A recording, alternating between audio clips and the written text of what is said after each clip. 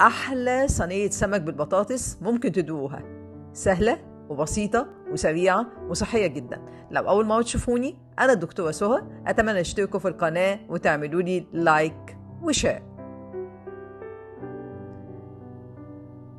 هنزل في الكبة بتاعتي بنص حزمة بقدونس ونص حزمة كزبرة خضراء وفلفلاية رومي وطماطماية وأربع خمس فصوص توم، وهنزل عليهم بالبهارات بتاعتي: ملح وفلفل وبابريكا وكمون وكزبرة وتوم باودر وشوية شطة، واضربهم كويس قوي.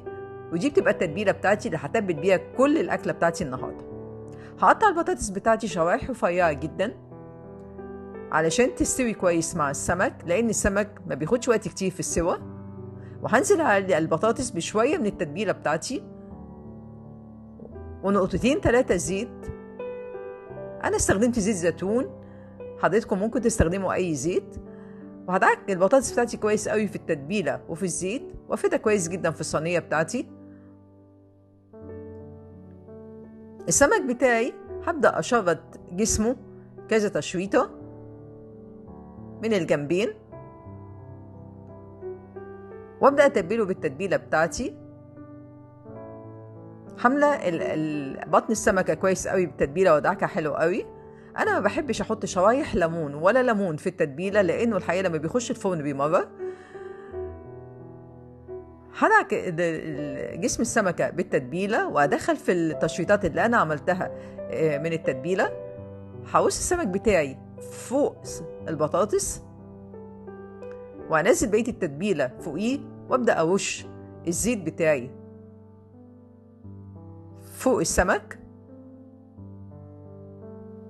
وأدعكه كويس جدا. وأدخل الصينية بتاعتي 2 3 في التلاجة علشان تشرب كويس قوي من التتبيلة. وبعدين أخرجها من التلاجة وأدخلها على فرن سخن جدا علشان السمك ما ينزلش مية. ولما تخرج أعصر عليها شوية ليمون. وده كانت صينية السمك بالبطاطس بتاعتنا. مش قادرة أقول لكم ريحتها عاملة إزاي، وطعمها طبعا تحفة. أتمنى لو عجبتكم الوصفة تنفذوها وتكتبوا لي أسئلتكم ورأيكم في التعليقات، لأنها وصفة صحية جدا ومفيدة جدا للناس اللي بتعمل دايت، وكلها أوميجا 3، وسهلة وبسيطة وسريعة لأبعد الحدود. وبالهنا.